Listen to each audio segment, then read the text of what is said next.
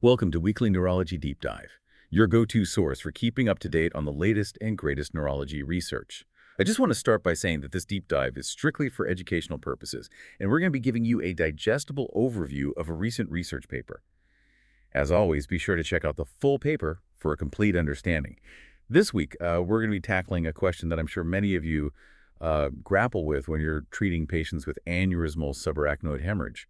Does a liberal red cell transfusion strategy lead to better neurological outcomes at 12 months compared to a restrictive strategy? Yeah, that's a really important question, especially for neurologists like ourselves who are, faced with making these decisions every day. The study we're going to be looking at today was published in the New England Journal of Medicine in December 2024.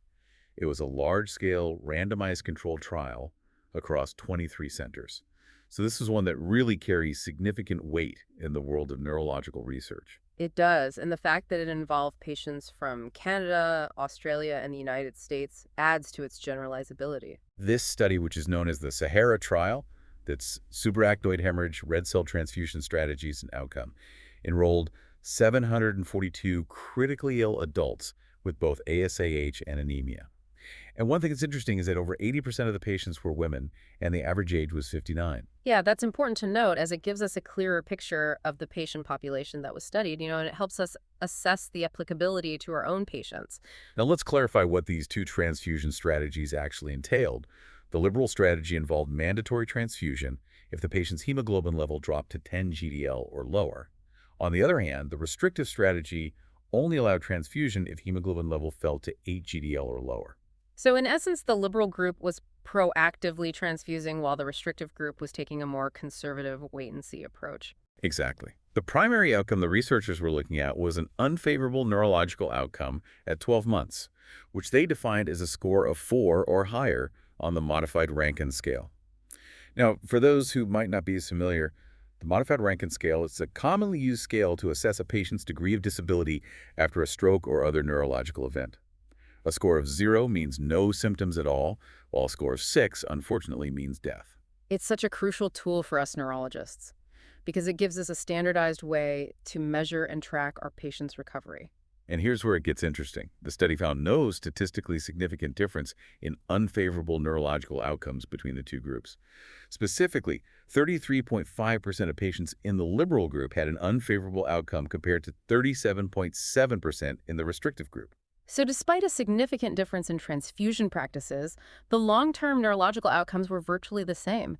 That's a pretty remarkable finding, wouldn't you say? It really is. You would think that more aggressive transfusion would lead to better outcomes. But this study seems to challenge that assumption. Yeah, it really does challenge conventional thinking.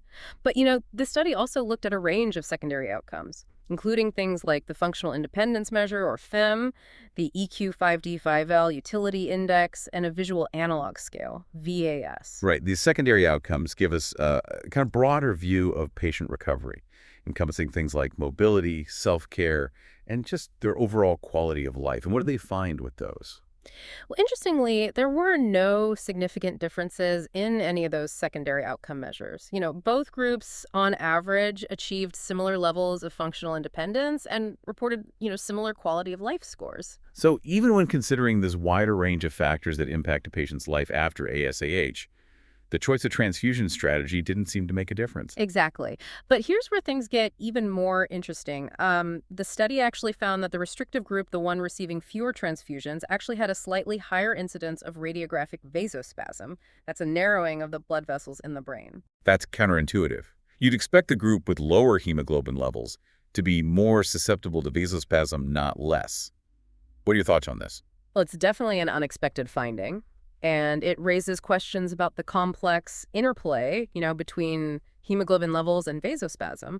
It could suggest that other factors, perhaps related to the underlying pathophysiology of ASOH, might play a greater role in vasospasm development than we previously thought.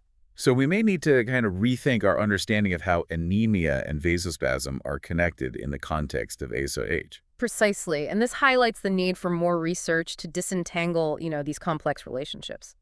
Now, let's shift gears a little bit and talk about the actual transfusion rates observed in the study. It's actually quite striking. Almost all patients in the liberal group, 99.7% to be exact, received transfusions. That's not surprising given the criteria for mandatory transfusion in that group. But what about the restrictive group? Well, in stark contrast, only 34.9% of patients in the restrictive group required transfusions. That's less than half. This really underscores the substantial impact that these two different strategies have on clinical practice and resource utilization. It also begs the question, are we over-transfusing in our current practice? Could we be achieving similar outcomes while using blood products more judiciously? That's definitely a question we need to consider, especially in light of the findings that both groups had similar safety profiles. There were no significant differences in adverse events or transfusion reactions between the two groups. So it seems a restrictive strategy doesn't compromise patient safety, which is reassuring information for neurologists like us. Absolutely. It allows us to consider a more conservative approach to transfusions without, fearing increased risks for our patients. So what are some of your main takeaways from the SAHARA trial so far? Well, it seems like this study really challenges the long-held assumption that more aggressive transfusion is always better for ASH patients.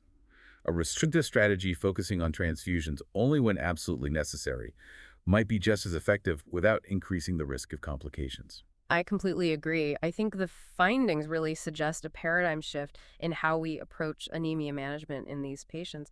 And what I find particularly valuable is that this study encourages us to move away from a one-size-fits-all approach towards a more individualized and evidence-based approach. It definitely opens the door for, more thoughtful consideration of individual patient needs and a more careful weighing of the potential benefits of transfusion against the potential risks. Yeah. It really does. It, emphasizes the importance of shared decision-making, with our patients and their families, discussing the pros and cons of each strategy, Yeah. based on their specific circumstances. For sure. This study really empowers us to have those crucial conversations with patients.